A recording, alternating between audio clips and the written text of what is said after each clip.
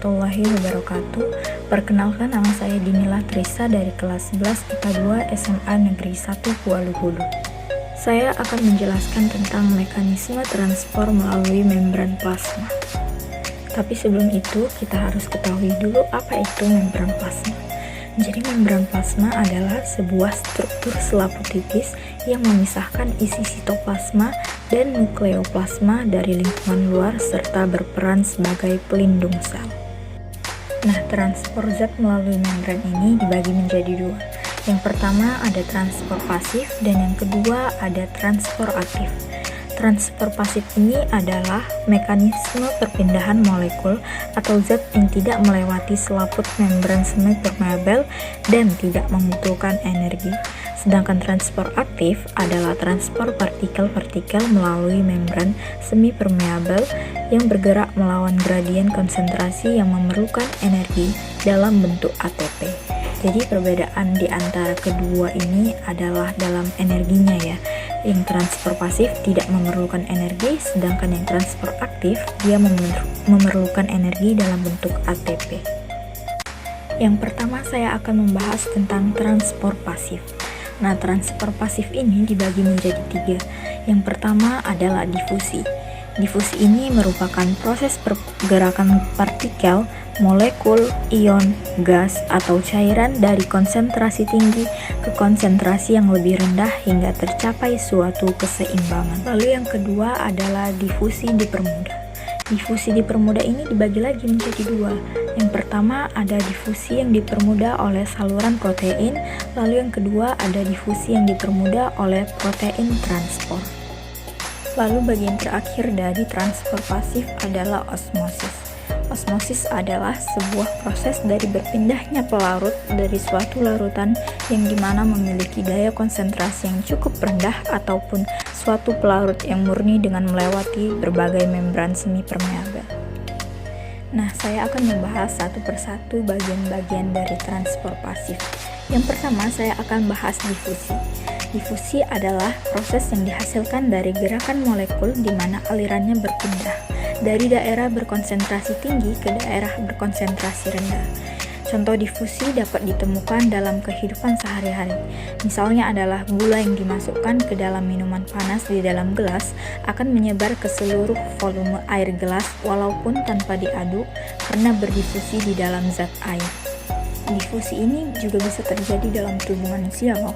Contohnya nih ya, ketika kita menarik napas, alveolus mengembang dan oksigen masuk ke paru-paru. Lalu ketika kita menghembuskan napas, alveolus mengempis dan karbon dioksida keluar dari tubuh. Nah, proses ini terjadi disebabkan oleh molekul yang bergerak dari konsentrasi tinggi ke rendah. Lalu yang kedua adalah difusi dipermudah. Difusi dipermudah ini kan tadi dibagi menjadi dua ya. Yang pertama adalah difusi yang dipermudah oleh saluran protein. Difusi yang dipermudah oleh saluran protein adalah substansi-substansi yang melewati membran plasma melalui saluran yang dibentuk oleh protein. Protein yang membentuk saluran ini merupakan protein integral. Lalu yang kedua adalah difusi yang dipermudah oleh protein transport. Proses difusi ini melibatkan protein yang membentuk suatu saluran dan mengikat substansi yang ditranspor. Protein ini disebut protein pembawa. Difusi yang dipermudah oleh saluran protein ini banyak molekul polar yang berukuran besar, misalnya asam amino dan glukosa, dan ion, misalnya K positif, Na positif, dan Cl negatif, tertahan oleh membran ganda fosfolipid, tetapi dapat berdifusi melalui saluran yang dibentuk oleh protein.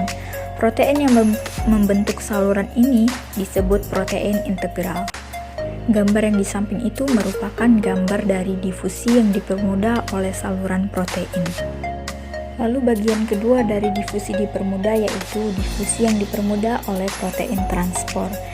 Protein transport memiliki sifat seperti enzim, yaitu bersifat spesifik terhadap zat dan tempat pengikatan molekul yang diangkutnya. Protein transport dapat berubah pada bentuk saat mengikat dan melepas molekul yang dibawanya. Protein yang membentuk saluran ini merupakan protein pembawa.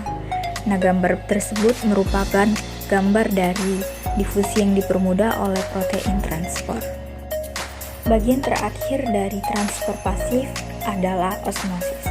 Osmosis ini dibagi lagi menjadi dua. Yang pertama, osmosis pada sel berdinding. Nah, osmosis pada sel berdinding ini terjadi pada sel tumbuhan, alga, dan jamur yang memiliki dinding sel. Lalu bagian kedua yaitu osmosis pada sel tidak berdinding.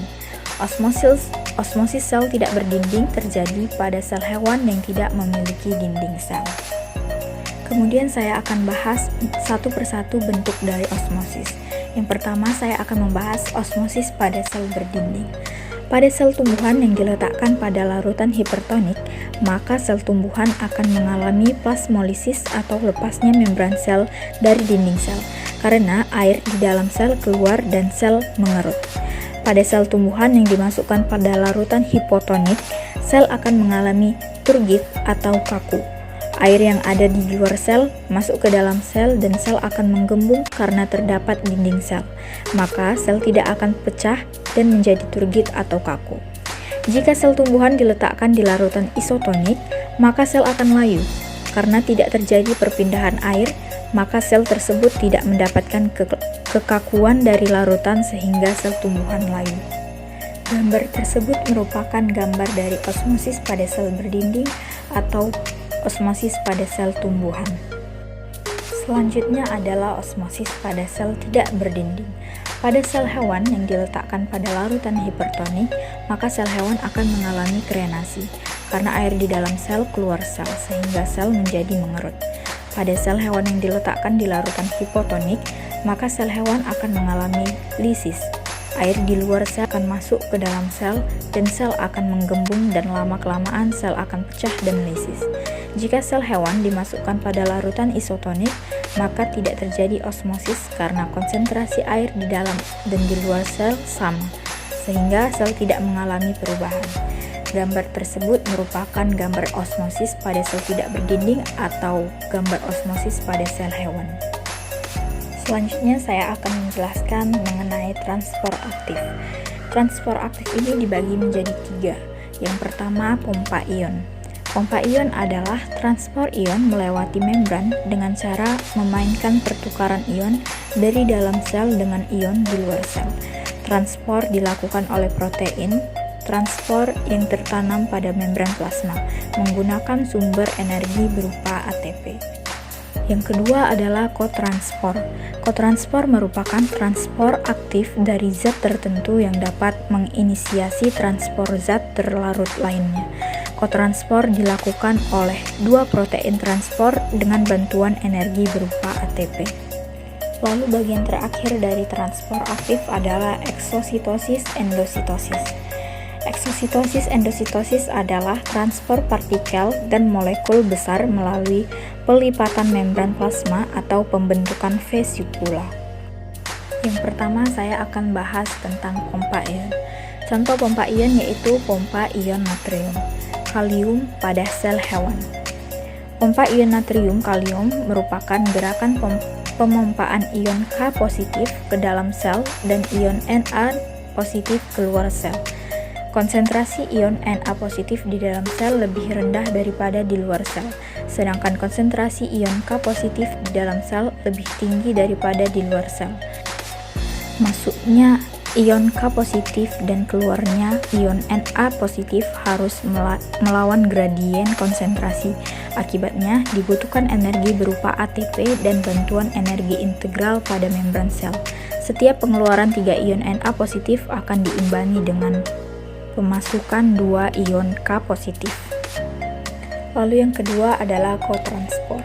Kotransfer terjadi jika protein pembawa mengikat sepasang ion. Kotransfer ada dua macam, yaitu symport dan antiport. Symport terjadi jika transfer memindahkan dua macam ion ke arah yang sama. Misalnya, glukosa ekstraseluler dengan konsentrasi rendah akan terikat ke sisi protein pembawa dan masuk ke dalam sel bersama dengan Na positif. Antiport terjadi jika transfer memindahkan dua macam ion yang terikat pada protein pembawa dan berpindah dengan arah berlawanan. Lalu bagian terakhir dari transfer aktif adalah eksositosis endositosis.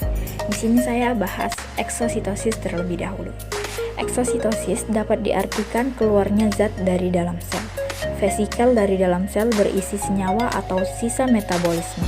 Bersama aliran plasma, vesikel tersebut akhirnya sampai pada membran dan terjadilah pelekatan. Daerah pelekatan akan mengalami lisis dan isi vesikel keluar. Lalu selanjutnya adalah endositosis. Endositosis merupakan proses pemasukan zat dari luar sel ke dalam sel. Endositosis ini memiliki 3 macam bentuk, yaitu yang pertama fagositosis. Fagositosis terjadi saat sel menelan partikel padat atau makanan dengan pseudopodia, selanjutnya partikel dibungkus di dalam kantong membran yang besar atau vakuola. Lalu yang kedua adalah pinositosis. Pinositosis ini terjadi saat fluida ekstraselulur masuk ke dalam lipatan membran plasma yang membentuk vesikula kecil. Lalu yang ketiga adalah endositosis yang diperantai reseptor. Ini terjadi saat fluida ekstraselulur terikat pada reseptor spesifik yang berkumpul pada lubang yang dilapisi protein pada membran plasma, kemudian membentuk vesikula. Di sini ada sedikit notes. Ini merupakan pembelajaran yang saya ambil dari pelajaran mekanisme transport melalui membran plasma.